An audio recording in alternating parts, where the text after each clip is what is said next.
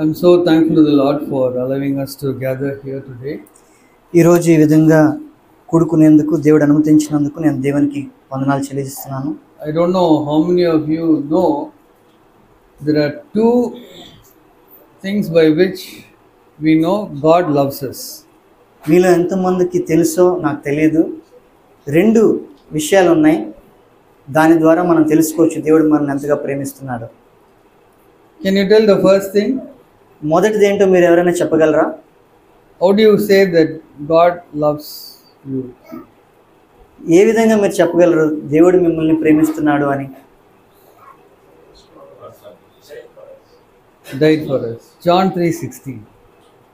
యోహాను 3:16. God so loved the world that he gave his only begotten son, that whosoever believeth in him should not perish but have everlasting life. యోహాను 3:16 ప్రకారం దేవుడు ఈ లోకమును ఎంతగానో ప్రేమించెను, కాగా తన ప్రియ కుమారుణ్ణి మన కొరకు మరణించుటకు ఆయన పంపించి So what is ద్వారా ఆయన the, ప్రేమను వెల్లడి చేశాడు. how is the second time? What is the second thing by which you will say that God loves you? Okay, రెండో విషయం ఏం చెప్తారు దేవుడు నన్ను ప్రేమిస్తున్నాడని మీరు చెప్పాలి అని అంటే? Huh? This is he loved you because he died for you. What is the second thing where it says, that that is no, he disciplines us. Revelation chapter 3, ఆయన మనల్ని క్రమశిక్షణ ద్వారా తీసుకెళ్ళడం ద్వారా ఆయన మనల్ని ప్రేమిస్తున్నారని మనం తెలుసుకుంటాం. ప్రకటన గ్రంథము 3వ అధ్యాయము verse 19. 3వ అధ్యాయము 19వ వచనము. Revelation 3:19, it says, "Those whom I love, I rebuke, I reprove and discipline. Therefore be zealous and repent." నేను ప్రేమించు వారినందరినీ గద్దించి శిక్షించుచున్నాను గనుక నీవు ఆసక్తి కలిగి మారు మనసు పొందుము. So can you take the discipline of the Lord as a proof that he loves you? దేవుడు శిక్షించే ఆ శిక్షని మనల్ని ఆయన ప్రేమిస్తున్నాడు అనేదానికి ఒక రుజువుగా మీరు చూడగలుగుతున్నారా? That is what you said in your memory verse today. దాని గురించే మీరు ఈరోజు ఆ మెమరీ వర్స్లో చెప్పారు. Hebrews chapter 12 verse 5. హెబ్రీయులకు రాసిన పత్రిక 12:5. My son, do not regard rightly the discipline of the Lord, nor faint when you are reproved by him. For those whom the Lord loves, he disciplines, and he scourges every son whom he receives. నా కుమారుడా, ప్రభువు చేయు శిక్షను తృణీకరించకము, ఆయన నిన్ను గద్దించినప్పుడు విసుకకుము. ప్రభువు తాను ప్రేమించు వానిని శిక్షించి తాను స్వీకరించు ప్రతి కుమారుని దండించును. So that's what two things why we say that the Lord loves us. So దేవుడు మనల్ని ప్రేమిస్తున్నాడు అనేదానికి రెండు విషయాలు ఉన్నాయని చెప్పాను కదా, దాని గురించి. Are you very happy to hear that? దీన్ని వినడంలో మీరు సంతోషిస్తున్నారా? See, last Wednesday there was a Wednesday meeting in CFC Tirukkattupalli. పోయిన బుధవారం తిరుకాట్టుపల్లి సంఘంలో ఒక వారకూడిక జరిగింది. There was one brother, Prabhu Joshua. He lives in Dubai. He's from Tamil Nadu. So he came and shared in that meeting. Prabhu Joshua అనే brother, ఆయన దుబాయ్లో ఉంటారు. ఆయన ఆ వారం ఆ సంఘానికి రావడం వల్ల ఆయన సందేశాన్ని పంచుకున్నారు. So Brother Victor has asked him to share the word. Victor brother ఆయన్ని వాక్యం పంచుకోమని అడిగారు. And he shared for about 25 minutes. దాదాపు 25 నిమిషాలు ఆ బ్రదర్ మాట్లాడారు. It was all about how the Lord loves us and disciplines us. అదంతా దేని గురించి అంటే దేవుడు మనల్ని ఎంతగా ప్రేమిస్తాడు, ఏ విధంగా మనల్ని శిక్షిస్తాడు. I'll see if Zephaniah can translate that and put it. So I just wanted to share that because of the memory verse which we spoke. ఈరోజు మెమరీ వర్స్ నిమిత్తం నేను ఇప్పుడు మీతో మాట్లాడిన మాటలన్నీ పంచుకున్నాను. So last time I was here, I took the main points from vision of CFC. పోయినసారి నేను మీ మధ్య ఉన్నప్పుడు సిఎఫ్సి సంఘం యొక్క దర్శనంలో ముఖ్య అంశాలని నేను మీతో పంచుకోవడం జరిగింది. And also the first two truths that we believe, a few main points in that I shared. అలాగే మేము విశ్వసించే సత్యాల్లో 2 సత్యాలు అలాగే ముఖ్యాంశాలు, అందులో ముఖ్యాంశాలను కూడా నేను పంచుకోవడం జరిగింది. All this is from CFC website. ఇవన్నీ కూడా CFC వెబ్సైట్లో ఉన్నవే. See, the reason why I shared that I told already, because Zach said you are not a church. So we are saying that no, we want the Lord to build a church using us. నేను పంచుకోవడానికి కారణం ఏమిటో ముందే మీకు తెలిపి ఉన్నాను. Jack brother ఏమో మీ చర్చిగా లేరు, దేవుడు మనల్ని సంఘంగా గుర్తించాలని అంటే ఆయన తీసుకువెళ్లాల్సిన మార్గములు ఉన్నాయి. So it is our desire that the Lord should build His church using us. మన యొక్క వాంఛ, మన యొక్క ఆశ ఏంటంటే మనల్ని ఉపయోగించుకొని దేవుడు మన మధ్య ఆయన సంఘం కట్టాలని మనం ఆశపడుతున్నాం. And over the last 40 years I've seen how this vision which the Lord has given to Zach and how he has explained the truths, that has really helped in bringing together wholehearted disciples. మరి గడిచిన 40 సంవత్సరాలుగా నేను చూశాను దేవుడు Jack బ్రదర్కి ఇచ్చిన ఆ యొక్క దర్శనము ఏ విధంగా అది ఉపయోగపడింది సంఘాలు నిర్మించబడడానికి. I'm seeing that how it is exactly according to the way it is there in the New Testament. ఏ విధంగా ఈ క్రొత్త నిబంధనలో ఏ విధంగా అయితే ఈ సంఘం కట్టబడిందో అదే ప్రకారంగా అది ఉన్నట్లుగా నేను గుర్తించాను. So when you look around, you see how much the vision which the Lord had for His church that has been diluted.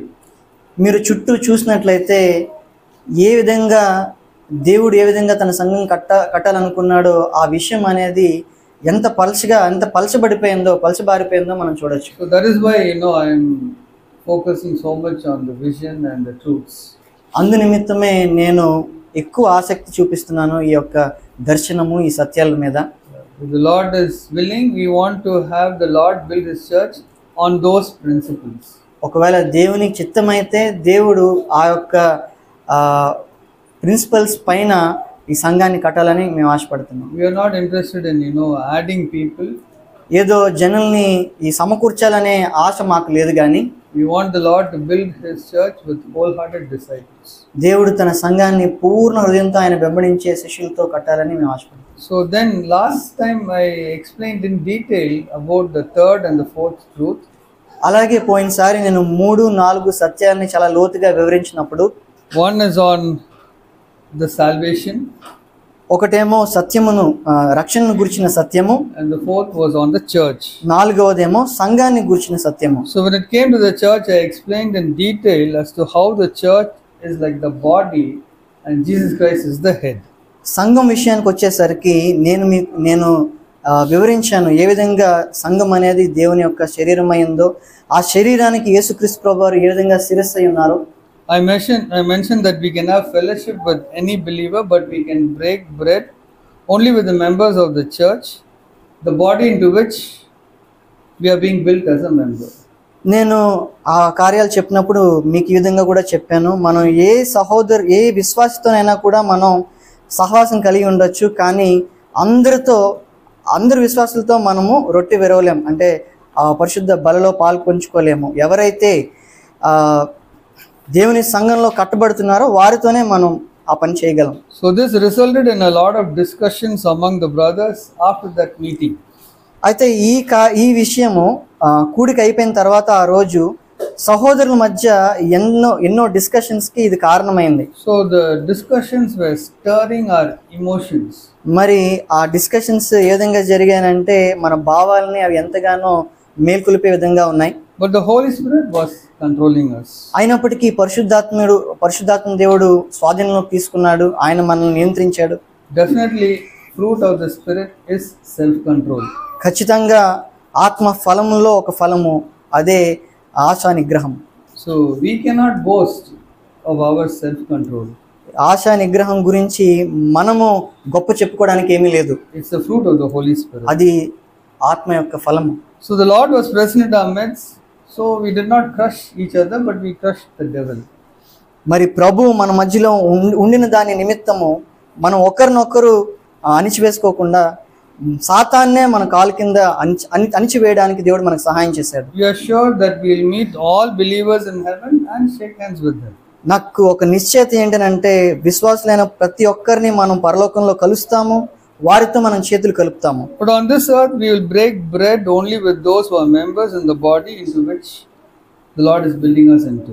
కానీ ఈ భూమిపైన అయితే మనం ఎవరితో మనం పరిశుద్ధ బలలో పాలు పంచుకుంటామనంటే ఎవరైతే దేవుని కట్టే ఆ శరీరం అనే సంఘంలో అవయవాలై ఉన్నారో వారితో మాత్రమే మనము కలిసి మనం పాలు పంచుకోగలుగుతాం. So does this sound liberating for you or does it sound like this placing a restriction on you? మరి దీని గురించి మీరు విన్నప్పుడు ఇది మీకు విడుదలగా అనిపిస్తుందా లేదంటే మిమ్మల్ని ఏదో నియంత్రిస్తున్నట్లుగా మీరు భావిస్తున్నారా? So first of all I will explain why we are saying that we are going to break bread with only those who are built in the local body.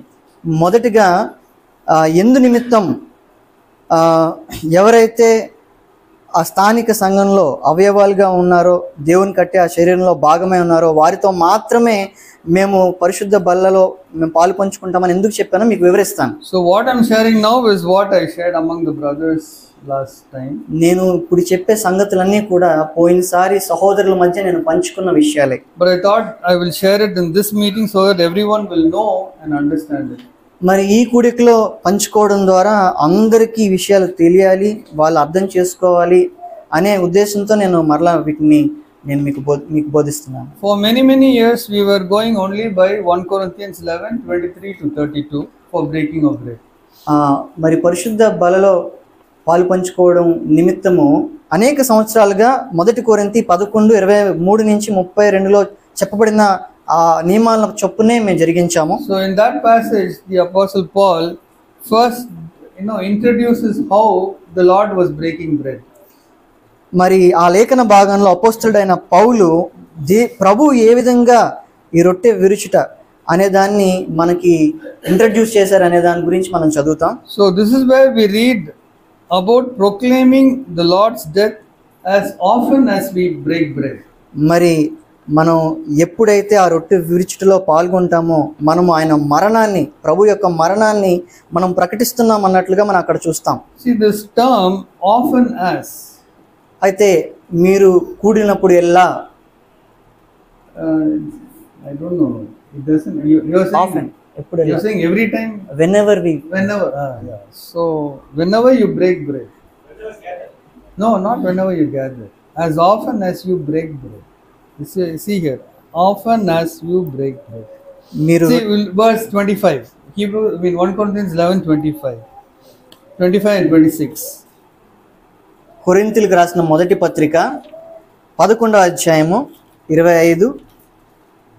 In the same way he took the cup also after supper, saying, "This cup is the new covenant in my blood. Do this as often as you drink it in remembrance of me. For as often as you eat this bread and drink the cup, you proclaim the Lord's death until he comes." ఆ ప్రకారమే భోజనమైన పిమ్మట ఆయన పాత్రను ఎత్తుకొని, ఈ పాత్ర నా రక్తము వలనైన క్రొత్త నిబంధన, మీరు దీనిలోనిది త్రాగునప్పుడెల్లా నన్ను జ్ఞాపకం చేసుకున్నట్టుకై దీనిని చేయుడని చెప్పాను. So it does not say that every time you gather you have to break bread. దాని అర్థం ఏంటంటే మీరు కూడుకున్న ప్రతిసారి కాదు, మీరు త్రాగునప్పుడెల్లా, ఇందులో మీరు పాలు పంచుకున్నప్పుడు. It is not the number of times we break bread, but every time we do it, we should do it meaningfully and it should not be a ritual. అది should do it meaningfully and not as a ritual. అర్థవంతంగా దాన్ని చేయాలని దేవుడు కోరుకున్నాడు. అదేదో ఆచార సంబంధమైనదిగా మనకు మారిపోకూడదు. So we keep telling that this is not prasadam. మేము ఎల్లప్పుడూ చెప్పేది ఏంటంటే ఇది ప్రసాదం ఏమీ కాదు. So people believe that if you eat the prasadam it will give you a blessing. జనులు ఏం నమ్ముతారని అంటే ప్రసాదం తింటే అది మనకి ఆశీర్వాదం తీసుకొస్తుందని వాళ్ళు నమ్ముతారు. But breaking bread unworthily, you will become weak, you will become sick and you can die. కానీ అయోగ్యంగా మనం గనక ప్రభురాత్రి భోజనంలో మనము పాలు పంచుకుంటే అది మనల్ని బలహీనులుగా చేస్తుంది, వ్యాధిగ్రస్తులుగా చేస్తుంది, మనకు మరణాన్ని కూడా తీసుకొస్తుంది. So if you read the Gospels where Jesus Christ is breaking bread, he doesn't use the word as often as, and he doesn't say if you take part unworthily you will become sick, weak and die. మరి మనం సువార్తలు చదువుతున్నప్పుడు ప్రభు ఈ విధంగా చెప్పలేదు, మీరు కూడినప్పుడు ఎలా అని ఆయన చెప్పలేదు. లేదా మీరు కనుక ఈ బల ఆరాధనలో పాల్పంచుకుంటే, అయోగ్యంగా పాల్పంచుకుంటే మీరు ఈ విధంగా బలహీనులు, రోగులు, మరణం సంభవిస్తుందని కూడా ఆయన చెప్పలేదు. So verse 27, therefore whoever eats the bread or drinks the cup of the Lord in an unworthy manner shall be guilty of the blood and the body of the Lord. కాబట్టి ఎవడు అయోగ్యముగా ప్రభు యొక్క రొట్టెను తినునో లేక ఆయన పాత్రలోనిది త్రాగునో వాడు ప్రభు యొక్క శరీరమును గూర్చియు రక్తమును గూర్చియు అపరాధి అగును. So Jesus Christ did not give that warning, but Apostle Paul, he was inspired by the Holy Spirit because he saw people taking part unworthily and becoming weak, sick and dying. యేసుక్రీస్తు ప్రభు వారు ఆ యొక్క హెచ్చరిక ఇవ్వలేదు, కానీ అపోస్తులుడైన పౌలు సంఘంలో అయోగ్యమైన రీతిలో విశ్వాసులు పరిశుద్ధ బలలో పాలుపంచుకొని వారు బలహీనపడడం చూసి, వాళ్ళు వ్యాధిగ్రస్తులు అవడం చూసి పరిశుద్ధాత్మ ద్వారా ప్రేరేపించబడి ఈ సంగతులన్నీ కూడా తెలియజేస్తున్నారు. So we used to warn people strictly, don't take part in it in an unworthy manner because this is what will follow. You will become weak, you will become sick and you will die. కనుక మేము సంఘంలో విశ్వాసులని చాలా తీవ్రంగా హెచ్చరించే వాళ్ళం. మీరు అయోగ్యంగా మీరు పాలు పంచుకుంటే ఇది మిమ్మల్ని బలహీనులుగా, వ్యాధిగ్రస్తులుగా, మరణానికి కూడా దారితీస్తుంది. So every time I used to preach at the time of breaking of bread, I'll always say this is not prasadam, you have to take it very seriously. బలలో పాలు పొందేదానికి ముందుగా ప్రతిసారి కూడా నేను మాట్లాడేటప్పుడు ఈ విధంగా జరుగుతుందని స్పష్టంగా నేను హెచ్చరించేవాడిని, బోధించేవాడిని. So maybe 6 or 7 years ago, I know one person, one Hindu man, he came there. He used to come because his wife was a Christian, and they used to come and attend our church. దాదాపు 6-7 సంవత్సరాల క్రితము ఒక brother, ఒక సహోదరుడు నాకు తెలుసు, తను కేవలము తన భార్య సంఘానికి రావడాన్ని బట్టి వచ్చేవాడు. So he was taking part in breaking of bread. I asked him, why are you doing it? Because I keep telling every time. ఆ సహోదరుడికి నేను చెప్పాను, ఎందుకు మీరు పాలు పంచుకుంటున్నారు, ఎందుకంటే నేను ప్రతిసారి ఈ విషయాలు నేను ప్రకటిస్తున్నాను కదా, మీరు ఎందుకు పాలు పంచుకున్నారని అడిగాను. He had no answer, he was just smiling. తన దగ్గర సమాధానం లేదు, అందుకని తను నవ్వుతూనే ప్రతిస్పందించాడు తప్ప ఏం చెప్పలేదు. But for me, this 1 Corinthians 10:27, there is one phrase which comes there which really bothered me. నా వరకు అయితే ఈ 1 కొరింథీ 11:27లో ఒక మాట వస్తుంది, అది నన్ను ఎంతగానో బాధించింది, నేను దాని గురించి ఎంతగానో ఇబ్బంది పడేవాడిని. అదేమిటనంటే, it's more clear in verse 29. దాని గురించి 29వ వచనంలో చాలా స్పష్టంగా మనం చూస్తాం. For he who eats and drinks judgment to himself if he does not judge the body rightly. ప్రభువు శరీరమని వివేచింపక తిని త్రాగువాడు తనకు శిక్షావిధి కలుగటకే తిని త్రాగుచున్నాడు. So I was wondering, what is this judging the body rightly? అప్పుడు నేను ఆలోచించడం మొదలు పెట్టాను, ప్రభువు శరీరమని వివేచించడం ఏంటి? But in verse 28 I can understand. Verse 28 it says, a man must examine himself and in so doing he is to eat of the bread and drink of the cup. అయితే 28వ వచనంలో చాలా స్పష్టంగా ఉంది, కాబట్టి ప్రతి మనుష్యుడు తను తాను పరీక్షించుకొనవలెను, అలాగు చేసి ఆ రొట్టెను తిని ఆ పాత్రలోని త్రాగవలెను. So it was very clear to me that I have to examine myself and take part in the breaking of bread in a worthy manner. అప్పుడు నేను నిశ్చయించుకున్నాను ఏంటంటే, నేను క్షుణ్ణంగా పరిశీలించుకోవాలి, ఆ తర్వాతనే నేను పాలు పంచుకోవాలి. But what does it mean when it says judge the body rightly? కానీ ప్రభు శరీరం అని నేను వివేచించడం, సరైన రీతిలో దాన్ని అర్థం చేసుకోవడం ఏంటి? And that too it says that I will eat and drink judgment to myself if I don't judge the body rightly. అయితే మనలను మనమే విమర్శించుకొనని ఎడల తీర్పు పొందకపోవుదుము. So you read verse 29 again. For he who eats and drinks judgment or some condemnation or some punishment for myself if I don't judge the body rightly. అక్కడ 29 నుంచి మనం చదివినట్లయితే, ప్రభువు శరీరం అని వివేచింపక తిని త్రాగువాడు తనకు శిక్షావిధి కలుగుటకే తిని త్రాగుచున్నాడు, ఇందువలనే మీలో అనేక మంది బలహీనులు రోగులై ఉన్నారు, చాలా మంది నిద్రించారు. అయితే మనలను మనమే విమర్శించుకొని ఎడల తీర్పు పొందకపోదు. I was really asking Lord, if I don't judge the body, then I will be punished. అప్పుడు నేను ప్రభువుని అడగడం మొదలు పెట్టాను, ప్రభువా నీ శరీరం అని నేను వివేచించకుండా దీనిలో నేను పాలు పంచుకుంటే నేను శిక్షకు పాత్రను అవుతాను. So what are you trying to say, how to judge the body rightly? కనుక ప్రభువా నాతో మీరు ఏం చెప్పాలనుకుంటున్నారు, ఏ విధంగా నేను నా శరీరాన్ని సరిగ్గా నేను తీర్పు తీర్చుకోగలుగుతాను, వివేచించగలుగుతాను? So for many weeks or months I was thinking about that.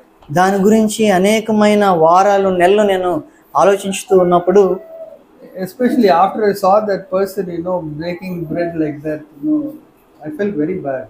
మరి ముఖ్యంగా ఆ సహోదరుడు ఆ విధంగా తనకు తెలియకుండానే ఆయన పాలు పంచుకుంటున్నప్పుడు దాని గురించి నేను ఎంతో విచారపడ్డాను, చింతించాను. At that time I heard that in CFC Bangalore they're taking a commitment form. ఆ సమయంలో నేనేం విన్నానంటే బెంగళూరులో ఉన్న సిఎఫ్సి సంఘంలో అర్పణ పత్రాన్ని తీసుకుంటున్నారంట. And they are breaking bread only with those who are committed members. ఎవరితో వాళ్ళు ఆ బలారాధన చేస్తున్నారని అంటే ఎవరైతే అర్పణ పత్రం ఇచ్చారో వాళ్ళతో మాత్రమే కలిసి ప్రభు బలారాధన పాలు పంచుకుంటున్నారు. So I asked them, what is the scriptural basis? What is the scriptural basis on which you are doing like this? మీరు దీన్ని చేయడానికి లేఖనం ద్వారా మిమ్మల్ని ఆమోదించిన వచనం ఏంటి? So that 1 Corinthians 10:17. అది కొరింథీయులకు రాసిన మొదటి కొరింథీయులకు రాసిన పత్రిక 10వ అధ్యాయము 17వ వచనం. Since there is one bread, we who are many are one body, for we shall partake of the one bread. మనమందరము ఆ ఒక్కటే రొట్టెలో పాలు పుచ్చుకొనుచున్నాము, రొట్టె ఒక్కటే గనుక అనేకులమైన మనము ఒక్క శరీరమై ఉన్నాము. So then it became clear why the Holy Spirit inspired the Apostle Paul to say that we must judge the body rightly. అప్పుడు నాకు ఈ విషయం స్పష్టమైంది, ఎందుకు పరిశుద్ధాత్మ దేవుడు అపోస్తలుడైన పౌలుని ప్రేరేపించి ఈ విషయాలని లిఖింపజేశాడు. So then I could really understand the meaning of 1 Corinthians chapter 12, 13 and 14. అప్పుడు మాత్రమే నాకు మొదటి కొరింథీ 12, 13 ఈ విషయాలన్నీ కూడా నాకు అర్థమయ్యాయి, నేను గ్రహించగలిగాను. So it talks about how we can become one body. దేని గురించి రాయబడింది అంటే ఏ విధంగా మనము ఒకే శరీరమై మనం మారుతున్నాం. So 1 Corinthians 10:17 which says we who are many are one body. మొదటి కొరింథీ 10:17లో మనమందరము ఆ ఒకటే రొట్టెలో పాలు పంచుకుని రొట్టె ఒక్కటే గనుక అనేకులమైన మనము ఒక్క శరీరమై ఉన్నాము. 1 Corinthians 12:27. మొదటి కొరింథీయులకు రాసిన పత్రిక 12:7లో now you are Christ's body and individually members of it. 1 Corinthians 12:27. 12:20 అటువలే మీరు క్రీస్తు యొక్క శరీరమై ఉండి వేరువేరుగా అవయములై ఉన్నారు. And that each member has been given a gift of the Holy Spirit for common good. అయితే మరియు వేరువేరుగా ఉన్నారు, మరియు దేవుడు సంఘములో మొదట కొందరిని ప్రతి ఒక్కరికి కూడా ఆయన ఆత్మ వరాలను ఇచ్చాడు సంఘంలో. So 1 Corinthians 12:7. మొదటి కొరింథీ 12:7. But to each one is given the manifestation of the Spirit for the common good. అయినను అందరి ప్రయోజనం కొరకు ప్రతి వానికి ఆత్మ ప్రత్యక్షత అనుగ్రహింపబడుచున్నది. Each one is given the gift of the Holy Spirit so that each member can work effectively and the body can be built. The continuation of 7. No. Each one is given the gift of the Holy Spirit so that each member can work effectively and the body can be built. అయితే ఆ శరీరంలో ఉన్న అవయవాలైన మనందరికీ కూడా ఒక ఆత్మ వరం ఇవ్వబడింది, తద్వారా మనము కలిసి పనిచేసి మనము దేవుని శరీరము కట్టు నిమిత్తము. So that is according to Ephesians 4:15 and 16. అది దేని ఆధారంగా ఉందనంటే ఎఫెసీయులకు రాసిన పత్రిక 4:15. So Ephesians 4:15 and 16 it says, but speaking the truth in love, we are to grow up in all aspects into Him who is the head, even Christ, from whom the whole body being fitted and held together by what every joint supplies, according to the proper working of each part, causes the growth of the body for the building up of itself in love. ప్రేమ కలిగి సత్యము చెప్పుచు క్రీస్తు వలె ఉండుటకు మనమన్ని విషయంలో ఎదుగుదుము. ఆయన శిరస్సు అయి ఉన్నాడు. ఆయన నుండి సర్వ శరీరము చక్కగా అమర్చబడి తనలో నున్న ప్రతి అవయవము తన పరిమాణము చొప్పున పనిచేయుచుండగా ప్రతి కీలు వలన కలిగిన బలము చేత అతుకబడి ప్రేమయందు తనకు క్షేమాభివృద్ధి కలుగునట్లు శరీరమునకు అభివృద్ధి కలుగజేసి కొనుచున్నది. The body is held together by many joints. అయితే ఈ శరీరం అనేది కీలు వలన అతుకబడింది. The body is able to work because of every joint, whatever that supplies. అయితే ఈ శరీరం ఏ విధంగా పనిచేస్తుందని అంటే ప్రతి కీలు అతుకబడడం వల్ల పనిచేస్తుంది. There are so many joints in the body which fit the whole body together. అయితే ఈ శరీరంలో అనేకమైన కీలు జాయింట్స్ ఉన్నాయి. అవన్నీ కూడా శరీరాన్ని అతికిస్తున్నాయి. So all these joints are essential to fit the body and make the body to work together properly. అయితే ఈ జాయింట్స్ అన్నీ కూడా ఎంతో ప్రాముఖ్యమైనవి. అవన్నీ శరీరంలో అతుకుబడి శరీరం సరిగ్గా పనిచేయడానికి దోహదపడుతున్నాయి. And when each member is working properly, then the body will grow and be built up by itself in love. మరి ప్రతి సభ్యుడు ప్రతి అవయవము సరిగ్గా పనిచేసినప్పుడు శరీరం ఎదుగుతుంది, అది కట్టబడుతుంది. అది దేని నిమిత్తం అంటే ప్రేమ నిమిత్తం. So can you see how important it is for each member to work together so that the broad body can grow in all aspects into the head, Jesus Christ. మీరు గ్రహించగలుగుతున్నారా, మీరు చూడగలుగుతున్నారా ఎంత ప్రాముఖ్యమో మనందరము కూడా కలిసి శరీరంగా కట్టబడడం, ఎదగడం, దేవుని మన శిరస్సైన యేసుక్రీస్తుకి అంటకట్టబడడం. What is the result? దాని యొక్క పర్యవసానం ఏంటి? Ephesians 3:10. ఎఫెసీయులకు రాసిన పత్రిక 3:10. Ephesians 3:10 it says, so that the manifold wisdom of God might be made known through the church to the rulers and the authorities in the heavenly places. 3:10. Yeah, Ephesians 3:10. ఎఫెసీయులకు రాసిన పత్రిక 3:8. దేవుడు మన ప్రభువైన క్రీస్తునందు చేసిన నిత్య సంకల్పము చొప్పున పరలోకములో ప్రధానులకును అధికారులకును సంఘము ద్వారా తన యొక్క నానా విధమైన జ్ఞానము ఇప్పుడు తెలియబడవలెనని ఉద్దేశించి శోధింప సఖ్యము కాని క్రీస్తు ఐశ్వర్యమును అన్యజనులలో ప్రకటించుటకును సమస్తమును సృష్టించిన దేవుని యందు పూర్వకాలము నుండి మరుగై ఉన్న ఆ మర్మమును గూర్చిన ఏర్పాటు ఎట్టిదో అందరికిని తేటపరచుటకు పరిశుద్ధందరిలో అల్పుడనైన నాకు ఈ కృప అనుగ్రహించను. The whole verse. Read only this portion. The manifold wisdom of God will be made known through the church to the rulers and authorities in the heavenly places. సంఘము ద్వారా తన యొక్క నానా విధమైన జ్ఞానము ఇప్పుడు తెలియబడవలెనని ఉద్దేశించి శోధింప సఖ్యము కాని. So it's so important that the Lord wants every member to work in the body so that the Lord can show his wisdom to the devil and the demons. కనుక ఎంతో ప్రాముఖ్యమైనది. ప్రతి అవయవము ప్రతి సభ్యుడు కలిసి పనిచేసి దేవుని శరీరంగా మారి కట్టబడి ఎదగడం, అది అపవాది ఎదుట మనం సాక్ష్యంగా మనం చూపించగలుగుతాం. And this kind of revelation was not there before Paul. ఈ విధమైన ప్రత్యక్షత పౌలు కంటే ముందు లేదు. And when the apostle Paul got this revelation, he was so excited.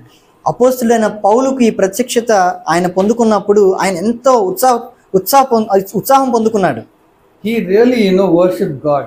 నిజంగా దేవుణ్ణి ఎంతగానో ఆరాధించాడు. So that you can read in Ephesians chapter 3 verse 20 and 21. దాని గురించి మనం ఎఫెసీయులకు రాసిన పత్రిక 3:20-21లో చదువుతాం. Now to him who is able to do far more abundantly beyond all that we ask or think, according to the power that works in us, to him be the glory in the church and in Christ Jesus to all generations forever and ever. Amen. మనలో కార్యసాధకమైన తన శక్తి చొప్పున మనము అడుగు వాటన్నిటికంటేను ఊహించు వాటన్నిటికంటేను అత్యధికముగా చేయ శక్తిగల దేవునికి క్రీస్తు యేసు మూలముగా సంఘములో తరతరములు సదాకాలము మహిమ కలుగునుగాక. So this is the way a person will respond if he is really gripped by the truth that the Lord wants to build a church so that God's manifold wisdom will be known to the devil and the demons. ఈ దేవుని యొక్క ఈ సర్వజ్ఞానము ఆ అపవాది గ్రహించినట్లు దేవుడి ఈ విధంగా సంఘం కడతాడనే విషయం తెలుసుకోవడం అనేది తెలిసిన వ్యక్తి ఈ విధంగా ప్రతిస్పందిస్తాడు, దేవుని ఆరాధిస్తాడు. So last Sunday, yeah, I read out a announcement in the Chennai church. Not last Sunday, but before that, December 1st. December 1వ తేదీ. 30th, no? Last Sunday also you read it. Before that. When, పోయిన వారం కంటే ముందు వారము oh, ఆదివారం నేను చెన్నై సంఘంలో ఈ ప్రకటన చేశాను. we had a common meeting of Tirumalavail, Tambaram and Ponmar. మరి ఆ దినాన్న తిరుమల వాయిల్ సంఘం, తామర సంఘం, పొన్మార్ సంఘం అందరం కూడా మేము కలిసి అక్కడ కూడుకున్నాం. We appointed 3 elders and 3 facilitators. ఆ రోజు 3 సంఘ పెద్దలుగాను అలాగే 3 సహకారులుగాను మేము నియమించాం. And the Parasuddham had come. పరిశుద్ధం బ్రదరు ఆ కూడికి వచ్చారు. We were 750 people. 750 మంది మేమందరం కలిసి వచ్చినప్పుడు 750 మంది ఉన్నాం. We were expecting only 650, but 100 people more came and food we didn't have for 100 people. మేము ఎదురు చూసింది 650 మంది, అయితే అంతకన్నా ఎక్కువ మంది 750 మంది వచ్చారు. మేము ఆహారం సరిపోలేదు, మేము భోజనం సరిపోలేదు I thought it was very appropriate that I read that announcement. నేను అప్పుడు అనుకున్నాను, సరిగ్గా సమయానికి నేను ఆ ప్రకటన చేశాను అని అనుకున్నాను. So CFC Chennai has grown too much in number and is joining the ranks of the mega churches. Chennai CFC సంఘం అనేది చాలా పెద్దగా మారింది. అది ఏ విధంగా అంటే మెగా చర్చెస్ అని చెప్పబడే ఆ సంఘాల్లో ఆ ర్యాంకుల్లో భాగమవుతుంది. Our churches are becoming popular and many people want to join us for various reasons. మన సంఘాలు అనేవి ప్రత్యేకత గాంచడం వలన అనేకులు సంఘంలో రావాలని ఆశపడుతున్నారు, వేరే వేరే కారణాలకు. But we don't want to lose our focus of building the church with wholehearted disciples. అయితే పూర్ణ హృదయంతో దేవుని వెంబడించే శిష్యుల ద్వారా ఈ సంఘం కట్టాలి అనే ఆ దృష్టిని మేము కోల్పోవడం మాకు ఇష్టం లేదు. So we will be taking a commitment form from those who wanted to be considered as committed members of this church. ఎవరైతే అర్పణ కలిగి నేను ఈ సంఘ సభ్యుడిననే అర్పణ కలిగి ఉన్నారో వారందరి దగ్గర అర్పణ పత్రం మేము తీసుకోవాలని నిర్ణయించుకున్నాం. So please ask for the commitment form for any elder. కనుక సంఘ పెద్ద ఎవరైనా సరే ఆయన దగ్గర మీరు అర్పణ పత్రం అడగండి. We believe that one cannot be a committed member of more than one body. మేము నమ్మేది ఏంటనంటే ఒక సభ్యుడు ఒక్క శరీరంలో కంటే అర్పణ కలిగిన సభ్యుడిగా ఉండాలని అంటే ఒక్క శరీరానికి సంబంధించిన వాడే ఉండాలి. ఒక శరీరం కన్నా ఎక్కువ శరీరాల్లో ఆయన అర్పణ కలిగిన సభ్యుడిగా ఉండలేడు. We believe that one cannot be a committed member of more than one body. మేము నమ్మేదేనంటే ఒక్క సంఘం కంటే ఎక్కువ సంఘాల్లో ఆయన అర్పణ కలిగి ఉండలేడు. So we would like to know if you are breaking bread in any church not associated with CFC church. కనుకనే మేము తెలుసుకోవాలనుకుంటున్నాం, ఒకవేళ సిఎఫ్సి సంఘంలో కాకుండా బయట సంఘాల్లో కనుక మీరు పరిశుద్ధ బలిలో పాలు పంచుకుంటున్నారా, ఈ విషయాన్ని మేము తెలుసుకోవాలనుకుంటున్నాం. If so, please do not break bread with us. ఒకవేళ బయట సంఘంలో కూడా మీరు ఆ రొట్టె ఆ పరిశుద్ధ బలిలో పాలు పంచుకున్నట్లయితే మాతో మీరు పాలు పంచుకోవద్దు. Visitors are always welcome to attend our meetings but not break bread with us. మరి అప్పుడప్పుడు వచ్చేవారు ఎప్పుడైనా సరే మీరు రావచ్చు, కుడికలు పాలు పంచుకోవచ్చు, కానీ ఆ బలారాధనలో పాలు పంచుకోవడం సాధ్యం కాదు. But we tell passengers join any of the other churches. ఎవరైతే అలా మామూలుగా వచ్చిపోయే వాళ్ళ గురించి మాట్లాడుతున్నారు ఇక్కడ, వాళ్ళు ఏ సంఘంలో అయినా సరే వాళ్ళు పాలు పంచుకోవచ్చు. By passengers we mean those who attend the meetings here but are not committed to the church. Passengers, ప్రయాణికులు, యాత్రికులు అనుకోండి. వాళ్ళని ఏ ఉద్దేశంతో మేము వాళ్ళని యాత్రికులు అంటున్నామనంటే వాళ్ళు కూడికల్లో పాల్గొంటారు, వారు పాల్పొందులు పంచుకుంటారు, కానీ వాళ్ళు సంఘానికి తమను తాము సమర్పించుకోరు. So this is in line with our vision and the truths we believe. ఈ విషయాలన్నీ కూడా సంఘానికి ఉన్న దర్శనంలోను అలాగే మేము విశ్వసించే సత్యాలతో ఏకీభవించి ఉన్నాయి. So I want to ask the same question which I asked in the beginning. ఇప్పుడు నేను మొదట్లో అడిగిన అదే ప్రశ్నను మరలా మిమ్మల్ని అడగాలని ఆశపడుతున్నాను. Do you feel this announcement is liberating or you feel that it is being very restrictive? ఈ ప్రకటన అనేది మీకు విడుదల కలిగిస్తుందా లేదంటే మిమ్మల్ని నియంత్రించినట్లుగా మీరు భావిస్తున్నారా? So last time when we came here, we understood, the doubts which will be there in the minds of people. పోయినసారి మేము ఇక్కడికి వచ్చినప్పుడు మరి ఇక్కడున్న వారిలో ఉండే సందేహాలని మేము అర్థం చేసుకోగలిగాం. See, for me it is very liberating, but for those who don't have my kind of experience, it will be very restrictive. నాకైతే ఈ సంగతులన్నీ కూడా ఎంతో విడుదలగా, స్వతంత్రంగా, స్వేచ్ఛగా అనిపిస్తాయి. కానీ నాకున్నంత నేను వెళ్ళిన అనుభవము లేని వారికి వాళ్ళు నియంత్రించబడినట్లుగా వాళ్ళు భావించారు. So over the years I have seen the Lord adding these wholehearted disciples to the Chennai church. అయితే సంవత్సరాలుగా దేవుడు పూర్ణ హృదయంతో ప్రభువుని వెంబడించాలనుకునే వారిని సంఘంతో జోడిస్తున్నట్లుగా నేను చూడగలిగాను. So I value them. I know what their values are, how they live, and how they live at home, how they live in the office, and how the Lord is helping them. I know all these things. కనుక నేను వారిని ఎంతో విలువగా చూస్తాను, విలువగా ఎంచుతాను. ఎందుకనంటే వారు ఏ విధంగా జీవిస్తున్నారు, కుటుంబ జీవితం వారిది ఏ విధంగా ఉంది, దేవుడు వారిని ఏ విధంగా వారిని సమర్థిస్తున్నాడు, వాళ్ళ ఆఫీసులో వాళ్ళు పనిచేసే చోట్ల దేవుని కోసం ఎంత నమ్మకంగా ఉన్నారు. So I can see, I place a lot of value on them. కనుక వీటన్నిటి నిమిత్తము వారిని నేను విలువగా ఎంచుతున్నాను. Like in this locality this house will have this value, in other locality will be much more, like that, value of houses. మీకు తెలుసు కదా, మరి ఈ ప్రాంతంలో ఈ ఇంటికి ఈ విలువ ఉంటుంది, వేరే ఇంటికి ఇంకొక విలువ ఉంటుంది. మీ విలువ అనేది ఆ ఇంటిని బట్టి ఆధారపడి ఉంటుంది. So the Lord has taught us to value people who have gone through that spiritual experience. కనుక దేవుడు మాకు బోధిస్తున్నాడు, ఇటువంటి వారిని మనము విలువగా ఎంచాలి. ఎవరైతే ఈ ఆత్మీయ అనుభవం గుండా వెళ్ళారో వారిని మనం శ్రేష్ఠులుగా, విలువగా మనం భావించాలి. And the Lord has helped us to put our confidence in them, trust in them. మా నమ్మకాన్ని వారి పైన ఉంచడానికి దేవుడు మాకు సహాయం చేశాడు. So we become dependent on each other. కనుక ఒకరి మీద ఒకరు ఆధారపడే స్థితిలోకి మేము వెళ్తున్నాం. So I can see, how it is like a body which is being built together.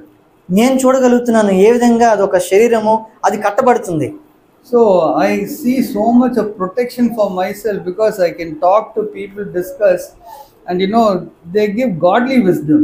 కనుక ఇందులో నేను ఎంతో భద్రతను చూస్తున్నాను, నేను పొందుకుంటున్నాను. ఎందుకంటే వాళ్ళు అనేక విషయాల్లో నేను వెలుగు పొందుకుంటున్నాను మిగతా వారి ద్వారా. And along with this, some others also try to creep in. వీరితో పాటు కొంతమంది కూడా సంఘంలోకి చొరబడే వాళ్ళని కూడా నేను కనుగొన్నాను. Or just among the brothers someone can commit a sin.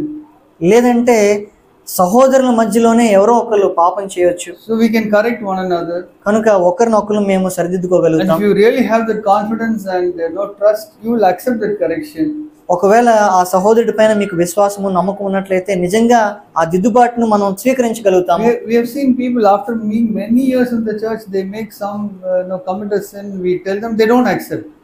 కొంతమంది అయితే సంఘంలో ఎన్నో సంవత్సరాలుగా ఉన్నప్పుడు వాళ్ళు పాపం చేసినప్పుడు వాళ్ళ తప్పును మేము ఎత్తి చూపించినప్పుడు వాళ్ళు ఒప్పుకోరు. So then the Lord tells us how we should discipline in the church. వాళ్ళు ఆ విధంగా ఉన్నప్పుడు ప్రభువు మాకు బోధించేవాడు వాళ్ళని ఏ విధంగా క్రమశిక్షణలోనికి తీసుకొని రావాలనేది. So Matthew chapter 18 verses 15 to 18 it says, go and talk to the brother in private. If he will listen, you have won him. మత్తయి సువార్త 15:15 మీరు చదివినట్లయితే, ఒకవేళ మీ సహోదరుడు అనేదైనా తప్పు చేస్తే ఒంటరిగా వెళ్ళి మీరు మాట్లాడండి. ఒకవేళ మీ మాటను అంగీకరించినట్లయితే మీరు వాడిని గెలుచుకుంటారు. And if he doesn't listen to you, take 2 or 3 witnesses. ఒకవేళ నీ మాట ఆలకించకపోతే ఇంకా 2-3 సాక్షులను తీసుకొని వెళ్ళి మాట్లాడండి. So sometimes I have gone and corrected a person and then he says no, I am not wrong. Then he will talk to 2 other people. Then I will be proved wrong. నేను కొన్నిసార్లు ఆ విధంగా ఒక సహోదరుడు తప్పు నేను కనుగొని మాట్లాడినప్పుడు లేదు అని ఆ సహోదరుడు ఎదిరించినప్పుడు నేను ఇంకొక 2 బ్రదర్స్ని నేను తీసుకొని వెళ్ళి మాట్లాడేవాడిని. అప్పుడు ఏమయ్యేదనంటే నేనే తప్పుగా అర్థం చేసుకున్నానని నేను తెలుసుకునేవాడిని. So I humble myself and accept that I am at fault. అప్పుడు నన్ను తగ్గించుకొని నా తప్పని నేను అంగీకరించేవాడిని. So this is how the whole body is fitted together. ఈ విధంగా శరీరం అంతా కూడా అమర్చబడింది, అతుకబడింది. See, we really have seen how the Lord has brought people into the church. నిజంగా నేను చూడగలిగాం ఏ విధంగా దేవుడు సంఘంలోనికి అనేక మందిని తీసుకొని వస్తున్నాడో, who have this vision of being built into the church. ఎవరికైతే ఈ దర్శనం ఉందో శరీరంగా సంఘంగా కట్టబడాలనే ఒక దర్శనం. And the Lord, is using us in our private lives, to show this life where people say, oh, this is different from what we see in other Christians. So we want to come and see here. ప్రభువు మనల్ని ఉపయోగించుకొని మనలో పనిచేయడం ద్వారా మన అంతరంగిక జీవితంలో కూడా మనము సాక్షి జీవితం కలిగి ఇతరులు చూసి ఎంత వ్యత్యాసంగా వీళ్ళు జీవిస్తున్నారని చూడగలిగే స్థితికి దేవుడు మమ్మల్ని తీసుకొని వెళ్ళాడు. So it's not just the books of Brother Zach or messages of Brother Zach, but they actually see the Lord has built the church in Chennai. అది కేవలము జాక్ బ్రదర్ యొక్క పుస్తకాలు, జాక్ బ్రదర్ యొక్క సందేశాలు మాత్రమే కాదు, ఏ విధంగా దేవుడు ఈ సంఘ సభ్యుల్ని శరీరంగా ఆయన కడుతున్నాడు అనేది చూడడం. And so the Lord has grown, made us to grow so much, so we are meeting in Tambaram and in Ponmar. దేవుడు మమ్మల్ని ఎంతగానో వృద్ధిపరచడం వలన మేము ఒక్క చోట కాకుండా వేరు చోట్ల తాంబరం, పొన్మార్ అనే స్థలాల్లో మేము కూడుకుంటున్నాం. Because basically the Lord has been raising up leaders who can take responsibility. దేని నిమిత్తం అని అంటే దేవుడు అనేక మంది నాయకుల్ని మా మధ్య లేవనెత్తి వాళ్ళు బాధ్యతలు స్వీకరించే స్థితికి ఆయన నడిపించడం వల్ల ఆ విధంగా చేయగలుగుతుంది. So we are looking at people who are elders who got a gift of prophecy, a prophetic ministry and shepherd's ministry. మేము ఎవరికైతే ఈ నాయకత్వపు లక్షణాలు దేవుడు ఇచ్చాడో, ఎవరైతే దేవుని యొక్క ఆ కాపరి హృదయం కలిగి ఉన్నారో వారి కొరకు మేము వెతుకుతూ ఉన్నాం. So sometime back, one person belonging to ACA, that is Apostolic Christian Assembly, or AG, I don't know which one, Assemblies of God, he asked me, why, you're only in two places. And that time we were only in Chennai, in Tambaram and Tirumala. కొంతకాలం క్రితం apostolic fellowship AG సంఘము ఆ సంఘ సభ్యుడు ఒకరు నా దగ్గరకు వచ్చి ప్రశ్న అడిగారు, ఎందుకు మీరు 2 చోట్ల మాత్రమే కూడుకుంటున్నారు, Thirumullaivoyal, Tambaram? So because 40 years ago they were also very small in number, but today the number of fellowships, their gatherings has increased tremendously, hundreds there. 40 సంవత్సరాల క్రితం వాళ్ళు కూడా చాలా చిన్న కూడికలు కలిగి ఉండేవాళ్ళు. అయితే ఇప్పుడు వాళ్ళకు అనేకమైన సంఘాలు, కొన్ని వందల సంఘాలు వాళ్ళు కలిగి ఉన్నారు. So I told them, see, your model, the way you're building your churches is totally different from the way the Lord is building our churches. నేను ఆయనకి వివరించాను, దేవుడు మీ సంఘం కట్టబడే విధానము, దేవుడు మా సంఘాన్ని కడుతున్న విధానము చాలా వ్యత్యాసమైనది. You can clearly see that that's a work of a man now. I don't know, in the beginning it may have been the work of the Lord. ఆరంభంలో అది దేవుని పని ఉండొచ్చు, కానీ ఇప్పుడు మేము చూడగలుగుతున్నాం అది ఒక మనిషి యొక్క పని. You have to get people trained in some Bible college. మీరు వెళ్ళి కొంతమంది జనుల్ని బైబిల్ కాలేజ్లో ట్రైనింగ్ ఇవ్వాలి వాళ్ళకి. So you make them part of your church for some time.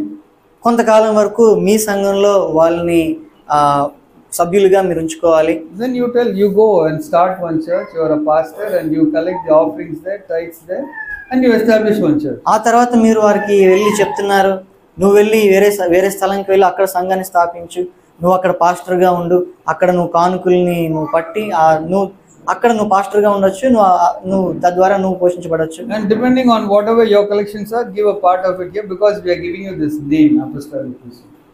కనుక అక్కడ కానుకల్లో ఎంత సేకరించబడుతుందో దాన్ని ఆధారంగా కొంత మాకు కూడా, ఎందుకంటే అదే సంఘం, ఆ సంఘాన్ని యొక్క పేరు నువ్వు కలిగి ఉన్నావు కాబట్టి కొంత మాకు కూడా నువ్వు కంట్రిబ్యూట్ చేయాలని చెప్పేవాళ్ళు. Maybe the truths which are preached about the forgiveness of sins and all that is good. బహుశా అక్కడ ప్రకటించబడే ఈ సత్యాలు, పాపక్షమాపణ, ఇవన్నీ కూడా మంచివై ఉంటాయి.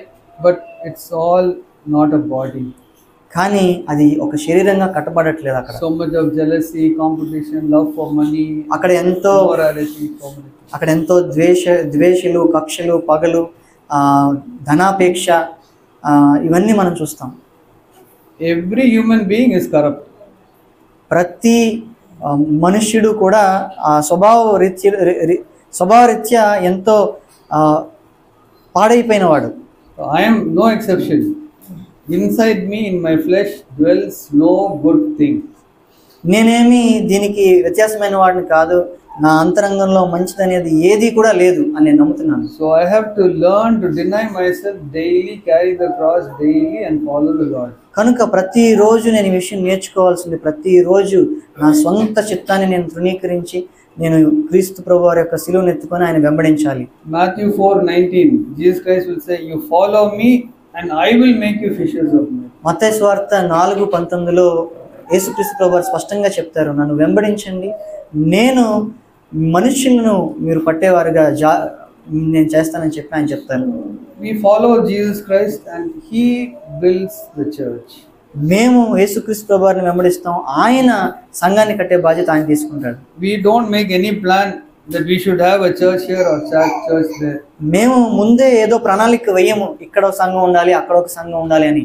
We wait for the Lord to go and raise up people where the Lord can build his church. మేము ప్రభువే అక్కడున్న సభ్యుల్ని లేవనెత్తి ఆయన ఎవరైతే ఈ సంఘాన్ని కోరుకుంటున్నారో మేము చూసి ఎదురు చూస్తూ ఉంటాం. తద్వారా ఆ తర్వాతనే మేము కదులుతాం. We are united with the Lord. మేము దేవునితో ఏకమై ఉన్నాం. And we are united together. మేము సభ్యులుగా మేమందరము ఏకమై ఉన్నాం. So that Satan will always be crushed under our feet. తద్వారా అపవాది ఎప్పుడు కూడా మా కాళ్ళ కింద చితకతొక్కబడుతున్నాడు. And Satan's agents, what we read of in the New Testament, they will not have a hold in us. సాతాను యొక్క దూతలు ఎవరైతే ఉన్నారో వాళ్ళకు మా పైన పట్టు అనేది ఏమాత్రం ఉండదు. You read, how much Apostle Paul, Peter, John, and Jude, they write about the false apostles, false brethren, false teachers. మీరు గనక ఈ లెటర్స్ పత్రికలు చదివినట్లయితే అపోస్తులుడైన పేతురు, పౌలు, యోహాను, అలాగే యూదా వీళ్ళందరూ కూడా అబద్ధ ప్రవక్తలు, అబద్ధ బోధకులు, అబద్ధ విశ్వాసులు వీళ్ళందరి గురించి ఎంతో స్పష్టంగా వాళ్ళు రాస్తారు. So the Apostle Paul will will tell the Ephesian leaders, I am afraid, that after I go, wolves will come and. ఎఫెస్సీలో ఉన్న నాయకులకి అపోస్తులైన పౌలు చెప్తాడు, నేను వెళ్ళిపోయిన తర్వాత నక్కలు వస్తాయి, జాగ్రత్తగా ఉండండి అని చెప్పి. And some of you among you will rise up and separate. You will have lot of separations. అయితే మీలోనే కొంతమంది లేచి మీరు ప్రత్యేకంగా వెళ్ళిపోతారు, వేరుగా వెళ్ళిపోతారు. So the Apostle John writes, there's one Diotrephes. He wants to be first. He is putting out people from his church. అలాగే అపోస్తులైన యోహాను రాసినప్పుడు ఇదిగో దయోత్రిఫే అనేవాడు వస్తాడు, తాను ఎప్పుడు కూడా ప్రథమ స్థానాన్ని కోరుకుంటాడు, జనుల్ని వ్యత్యాసమైన ఒక మార్గంలో తీసుకొని వెళ్ళిపోతాడు. So we can only be responsible for us and whom the Lord has given for us. మనము ఎవరి ఎడల బాధ్యత కలిగి ఉంటామనంటే మన పట్ల దేవుడు ఎవరైతే మనకు అనుగ్రహించాడో వారి పట్ల బాధ్యత కలిగి ఉంటాం. And for our lifetime we want the Lord to build his church using us. మా జీవితకాలం అంతా మన ద్వారా దేవుడు తన సంఘాన్ని కట్టాలని మేము కోరుకుంటున్నాం. And we are really praying that the Lord will raise up people, I'm 70, 60, 50, 40, 30 like that, if the Lord is raising up people, then the Lord can build his church for another 40 years. మేము ఎంతగానో ప్రార్థిస్తాం దీని గురించి.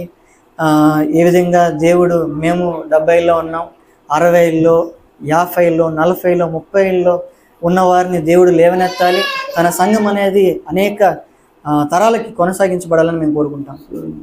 We are also praying that the Lord will build his church in Nellore and Sulurpet like that. ఆ విధంగానే నెల్లూరులో, సూలూరుపేటలో దేవుని సంఘం కట్టబడాలని మేము ఎంతగానో ప్రార్థిస్తున్నాం. Amen. ఆమేన్.